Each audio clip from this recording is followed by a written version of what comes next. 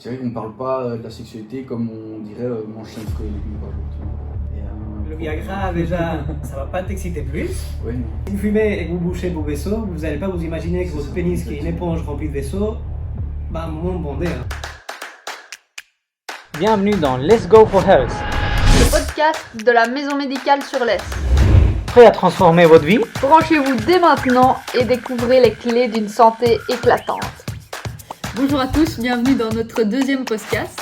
Nous allons recevoir aujourd'hui Maxime Henry, sexologue à Dinan. N'hésitez pas à laisser vos commentaires en dessous de la vidéo et nous prendrons le temps d'y répondre. C'est parti! Salut Maxime, Salut. comment tu vas? Ça va et toi? On t'invite aujourd'hui parce que je pense que dans notre vie, on a tous eu un moment où on s'est posé des questions sur la sexualité. Et ce qui est intéressant, c'est que souvent quand on parle avec nos amis, on dit j'ai un ami qui a couché avec une fille et qui ne sait pas si ça pourrait être dangereux, il a oublié de mettre une capote. Et aujourd'hui, je pense qu'on va aller chercher tous nos petits amis dans notre intimité. En fait, t'as toujours bien aimé parler de cul ou c'est juste on a un coup, tu te dis c'est ma passion, c'est plus scientifique. Comment on en arrive là, quoi? J'ai jamais eu de problème, on va dire, en discuter. J'ai Oui, jamais ça eu a de toujours été très problème, ouvert. ouais, c'est ça. Mhm. On pouvait me poser des questions. Mhm. Honnêtement, j'avais aucun tabou, aucun problème à en parler. Tu vois. Et donc, je pense que de fil en aiguille, c'est vrai que je me suis plutôt orienté là-dessus parce que moi, j'étais à l'aise par rapport à ça, par rapport à en parler.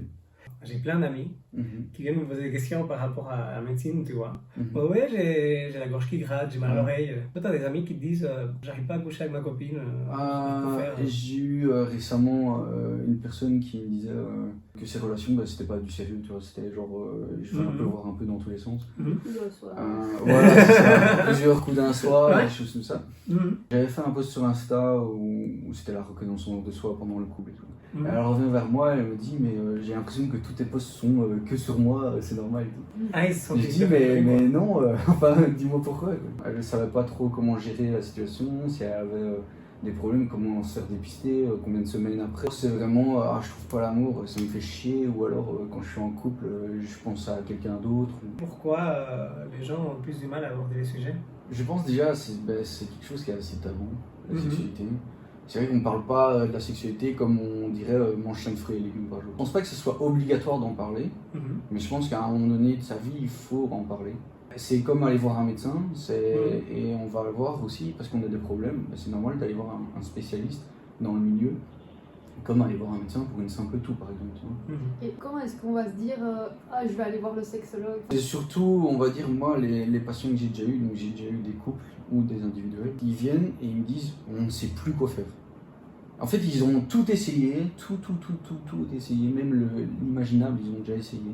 Et ça ne fonctionne pas, et du coup, ils vont voir quelqu'un. Et quand tu dis tout, c'est-à-dire Ça peut être de la sexualité, la communication, l'estime de soi eux-mêmes. Et donc, ils sont soit de passer chez un médecin pour voir si tout fonctionnait, soit chez un psy, qui parfois n'est pas spécialisé dans la sexualité, parce que oui, tous les psys ne sont pas spécialisés dans la sexualité. Et du coup, ils viennent nous voir un peu en dernier recours.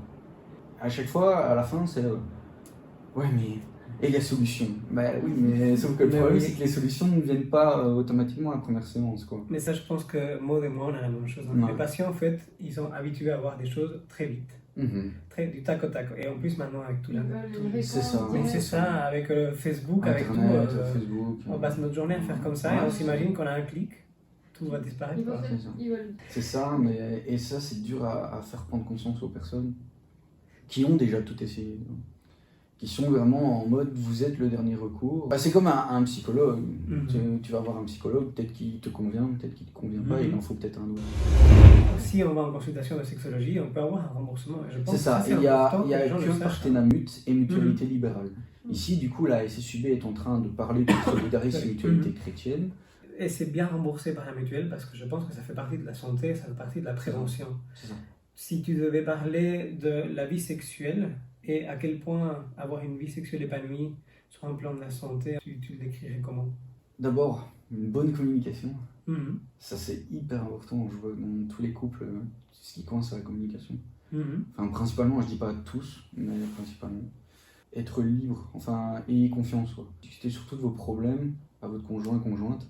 C'est hyper important parce que si on cache tout, à un moment donné, il y a un mal-être et l'autre ne comprend pas forcément. Laissez libre cours à ses émotions, j'ai envie de dire.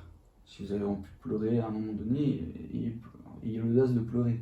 Je sais que tous les hommes se disent pleurer, non, c'est nul, tu vois. Ouais. Ben non, parfois c'est hyper important parce que quand ils viennent me voir en consultation, les hommes, ça se voit qu'ils ont des émotions, ils en ont, c'est normal, tu vois. Mais ils sont tristes et tout. Et à chaque fois, je leur dis, si vous voulez pleurer, pleurez, quoi.